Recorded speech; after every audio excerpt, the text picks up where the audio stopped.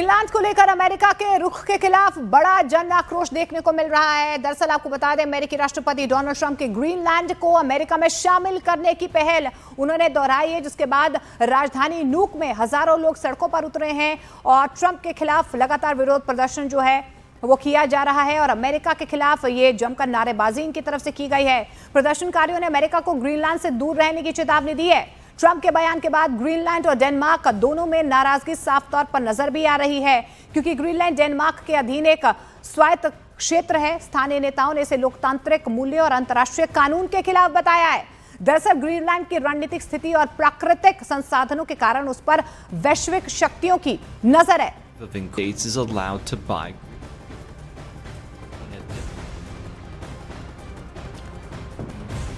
तो देखिए, सिर्फ ग्रीनलैंड में ही नहीं बल्कि अपनी नीतियों को लेकर राष्ट्रपति ट्रंप अमेरिका में भी घिरते हुए नजर आ रहे हैं। ट्रंप के दूसरे शासनकाल के 1 साल पूरे होने पर उनकी नीतियों के खिलाफ विरोध प्रदर्शन हुए हैं। वॉशिंगटन डीसी में हजारों प्रदर्शनकारी सड़कों पर उतरे हैं और प्रशासन की घरेलू और विदेश नीति पर उन्होंने सवाल भी उठाए हैं। प्रदर्शनकारियों ने आरोप लगाया कि ट्रंप के फैसलों की वजह से देश और दुनिया में तनाव बहुत ज्यादा बढ़ रहा है और इसी कड़ी में ग्रीनलैंड को लेकर ट्रंप के रुख ने भी विरोध को और ज्यादा हवा दे दी है। ग्रीनलैंड को हासिल करने की अमेरिकी पहल के खिलाफ वहां पर भी बड़े पैमाने पर प्रदर्शन हुए हैं। दोनों जगहों पर हो रहे विरोध प्रदर्शन ने ट्रंप की नीतियों को वैश्विक बहस के केंद्र में ला दिया है।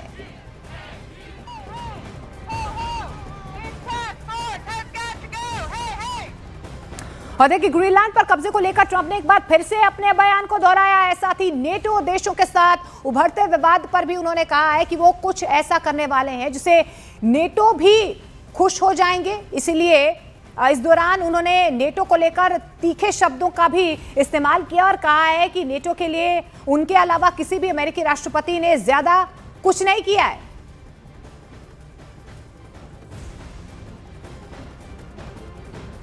So I think something's going to happen that's going to be very good for everybody. Nobody's done more for NATO than I have, as I said before. I think that we will work something out where NATO is going to be very happy and where we're going to be very happy. But we need it for security purposes. We need it for national security and even world security. It's very important. I've done more for NATO than anybody, and I see all this stuff, but NATO has to treat us fairly too. The big fear I have with NATO is we spend tremendous amounts of money with NATO, and I know we'll come to their rescue, but I just really do question whether or not they'll come to ours.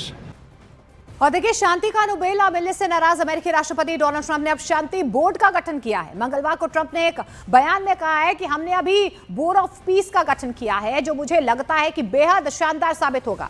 दरअसल इससे एक दिन पहले Norway के PM Jonas गाहर store को भेजे गए एक मैसेज में शांति का नोबेल ना मिलने पर उन्होंने नाराजगी जाहिर की थी और कहा था कि उन्हें अब तक नोबेल शांति पुरस्कार नहीं मिला, इसलिए वे केवल शांति के बारे में सोचने के लिए बाध्य नहीं है। और इसी संदेश में उन्होंने ग्रीनलैंड पर पूर्ण नियंत्रण की बात दोहराते हुए कहा कि अमेरिका के रणनीतिक हितों के लिए जरूरी है। ट्रंप ने दावा किया है कि उन्होंने अपने कार्यकाल में करीब 8 युद्ध रुकवाने में भूमिका निभाई है, लेकिन इसके बावजूद उन्हें नोबेल शांति पुरस्कार से वंचित रखा गया है। उनका यह भी कहना है कि जब उन्हें शांति पुरस्कार नहीं मिला तो अब वे बिना किसी दबाव के अमेरिका के हित में फैसले लेने के लिए स्वतंत्र हैं।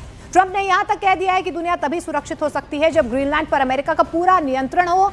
ट्रंप ने ग्रीनलैंड पर अमेरिकी नियंत्रण को लेकर एक पोस्ट भी किया है, जिसमें वो ग्रीनलैंड पर अमेरिका का बोर्ड लगाते हुए नजर आए हैं। We just created the Board of Peace, which I think is going to be amazing. I wish the United Nations could do more. I wish we didn't need a Board of Peace, but the United Nations, and you know, with all the wars I settled, the United Nations never helped me on one war. अब देखिए, यहाँ पर ये समझना बेहद जरूरी है कि आखिर ग्रीनलैंड में ऐसा क्या है जिसकी वजह से ट्रंप ने शांति के नोबेल को पाने की कोशिशों को लेकर जो है अलग अलग उनकी तरफ से जो है बयान भी दिए जा रहे हैं और लगातार जो है एक रणनीति भी उनकी सामने आ रही है। देखिए, ग्रीनलैंड अभी डेनमार्क का स्वायत्त क्षेत्र है। 2009 के सेल्फ गवर्नमेंट एक्ट के तहत जनमत संग्रह करके स्वतंत्र हो सकता है। इस बीच ग्रीनलैंड की भौगोलिक स्थिति बहुत खास है। यहाँ पर उत्तर अमेरिका और यूरोप के बीच यानी कि अटलांटिक महासागर के बीचों बीच स्थित है। आर्कटिक क्षेत्र में रूस और चीन की गतिविधियां यहां पर लगातार बढ़ रही हैं और ग्रीनलैंड पर प्रभाव होने से अमेरिका इस इलाके में अपनी पकड़ और मजबूत रखना चाहता है। ग्रीनलैंड में दुर्लभ खनिज, तेल, गैस और रेयर अर्थ एलिमेंट्स के बड़े भंडार माने जाते हैं, जिनका भविष्य में आर्थिक और तकनीकी महत्व बहुत ज्यादा बढ़ जाता है।